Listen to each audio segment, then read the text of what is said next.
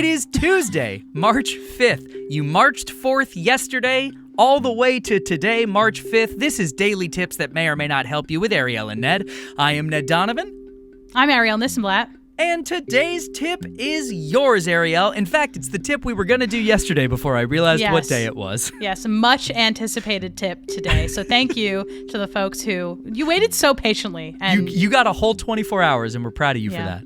Yeah, and I think it's going to be worth it.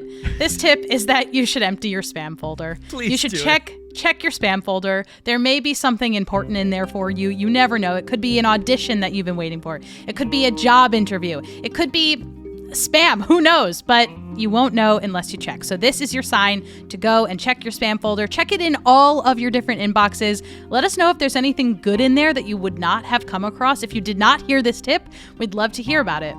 I just checked mine all spam, so I'm clicking remove 238 emails. That's from my a spam lot folder. of them. That's a lot of them. Yeah. Well, I'm glad that this prompted you to do that. And we'd love to hear from you. Listeners, viewers, we will catch you back here tomorrow. Goodbye.